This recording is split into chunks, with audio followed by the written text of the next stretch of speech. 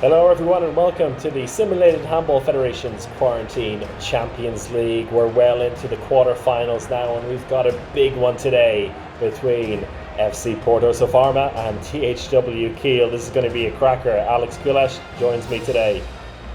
How you doing, Chris? I am so excited for this. The two games that these teams had in the group stages were incredible. I'm excited if Porto can bring that energy that they had in those games to this big stage where they haven't been. Yeah, those two games in the group phase were incredible. Both decided in the last second as Porto won away from home, and then just 3 days later Kiel won away from home. But it's all going to be decided in one game today, and it's Porto at home after their impressive last 16 game where we had the likes of Andre Gomes and the two playmakers dominate things, whilst also Alfredo Quintana having a great game in goal. They'll need all of that and probably a bit more to beat Kiel in the quarterfinal. The first time we're seeing them in this Simulated Handball Federation, and we're just about to get this one underway. The match begins and we'll see who gets the first shot off. It's Angel Hernandez, but he does make it through. It's the first goal of the game to Angel Fernandez, and a save by Alfredo Quintana to back that up. That's a good start for the home side, just what they needed, and they almost got another one after Quintana missed that. Exactly. Quintana's, I think the goalkeeper matchup here is really interesting. Quintana showed he was an incredible player in the last European Championship. Landin, probably the best goalkeeper in the world, as Miha Zarabets gets the first goal for Kiel and puts them on the board. Yeah, it's a low-scoring start here with almost 7 minutes played, and Porto getting their second of the day with Andre Gomes, who I mentioned before had a big game in the last 16, but immediately responded by Lucas Nielsen. Interesting choice there to put him at left back. He's had a very up and down season, it's fair to say, before he moves away this summer, and so far Kiel not really hitting top form yet, as we played 9 minutes and Angel Fernandez doubles the scores, 4-2. Really interesting that Kiel seem to be a bit nervous in this game. They're misplacing a few passes, but Rino Damke gets them going with a goal from the wing, and the impressive Rui Silva feints, but Mbenga with a goal. Yeah, he's dishing them out at the moment, Rui Silva, with a couple of assists. Howard Reinking getting in the act now. It's all happening in the back court. Nicolas Landin making a save there, getting his percentage up. But in this fascinating goalkeeper battle, it's all Alfredo Quintana. He's gone above 50% now. Porto, despite that, leading by just a single goal, which is now wiped out as we approach the quarter-hour mark. Miha Zarabets was his second of the day, and with Landin saving this one, a big chance for Kiel. Could they take the lead here? No, they can't with Quintana. Yet again, these two goalkeepers keeping this one a low score, as Jon Velasquez makes it a one-goal game for the home side. I do like the look of Jon Velasquez. He can be seriously dynamic. His shooting is incredible. I think if he has a good game, if he really gets going, he could be a lot of trouble for this Kiel defence. But again, Quintana, the wall, makes a save.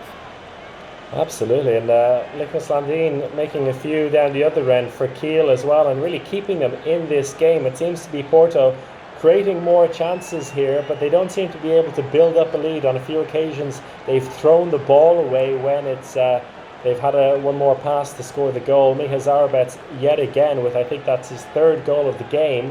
And an immediate response by Andre Gomes, who's really on fire here in these opening 25 minutes. But as we approach the halftime mark, still a low-scoring game and 8 goals apiece. Whoever can snatch the lead here by halftime will be very, very happy.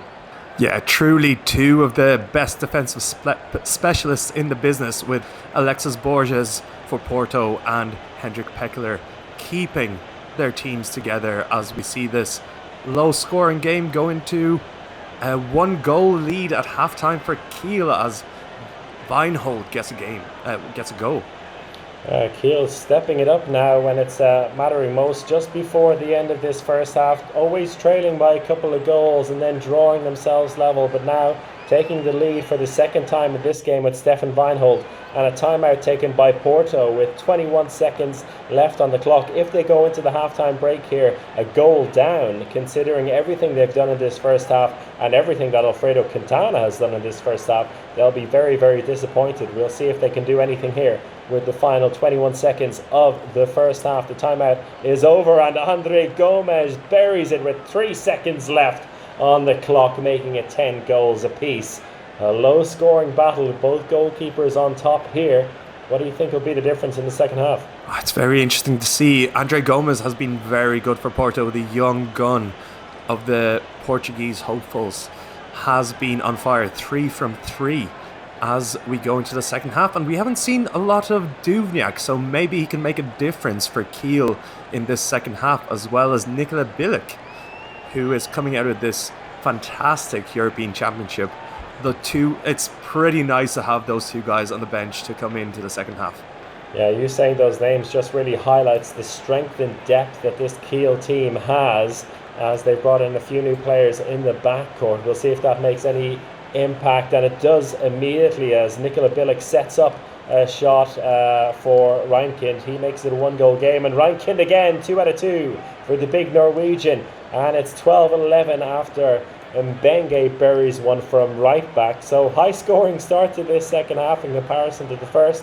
Nicolas Landin takes him a few minutes to get involved as he makes a save, and all of a sudden looking pretty decent for the away side as Porto now find themselves chasing. But with Alfredo Quintana between the posts, they definitely have a chance here in this low scoring game. Domagoj Duvniak, the man you mentioned before, Alex, getting in on the act, and Miguel Martins down the other end, the two centre backs dictating things now. Really, Porto are not getting anything from the wings. No goals, maybe one from their overall wings overall.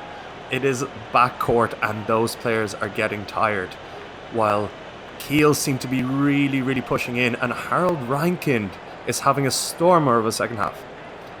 That's interesting considering how good these wingers are as well. They're just not getting involved. Diogo Branquinho, just one shot for him and he hasn't been able to score. But down the other side, Antonio Urrea gets in on the act from the right wing on a fast break, makes it a 1-goal game, and Alfredo Quintana yet again keeping his saving percentage above 40%. But down the other end, Porto just seem to lose the ball softly over and over again. Diogo Branquinho with his second shot saved by Landin, and now a 2-goal game with big Harold Reinkind with his 5th goal of the day from right back.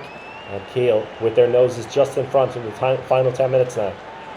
Porto really sticking there, still trying to keep that lead from extending for Kiel, but Landin is starting to feel it as Angel Hernandez gets a save from him. But Quintana, at least they have Quintana on the other side.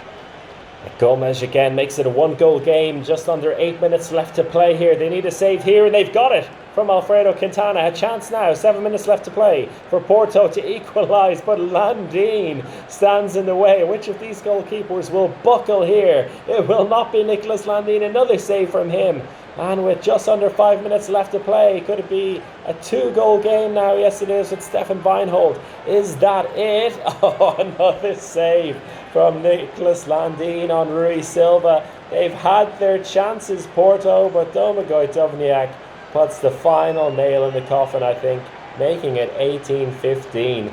And Nicolas Landin, how many saves has he got in these final 10 minutes as Stefan Weinhold puts the cherry on the icing on the cake? And that is that after 60 minutes of handball. 19-15, by far and away the lowest scoring game we've seen at this level. And, well, all credit to the two goalkeepers. But Alex, Porto had their chances in those final 10 minutes. Their chances, but 5 saves in a row from Nicolas Landin. And not only saves, 2 of those ended up in fast breaks for this Kiel team, who just stretched away that lead at the end. Nerves finally got to Porto at this high stage of the quarterfinal of the Champions League, and maybe next year they'll be ready to take Kiel on again. Yeah, but you've got to feel for them, Porto. They did so well, particularly in those opening 20 minutes. You feel in those times they could have stretched into a bit of a lead, but they just weren't able to string a proper lead together. thanks to Landin, and it showed up again in those final 10 minutes, and it's Kiel who move on to the semi-finals, into the final four, where they will face, at least Barcelona's in there as well. We have to see who the other two teams are in. Quick look at the scores there. Andre Gomes leading the way for Porto, a perfect 5 out of 5 for Harold Reinkind as well. A bit less economical, but he put away a few important goals in that second half when it mattered most. And in the end, I would have to say that the goalkeepers dominated the day there, and you can see the stats in front of you, Alex. Incredible. Good defensive performances as well. Two very good defensive teams, and having those two guys in the back is just so important at this level of handball. But great to see Kiel back in Cologne in the Final Four. I'm sure it'll be difficult to get a ticket now. Absolutely. So it's Kiel through. Nicolas Landin, player of the match, and no surprise there, he really was the man of the match, particularly with those final 10 to 15 minutes. And it's Kiel who move on to the Final Four alongside Barca. And join us next time when we'll see who will join them in the semi-finals of the Simulated Handball Federation's Quarantine Champions League.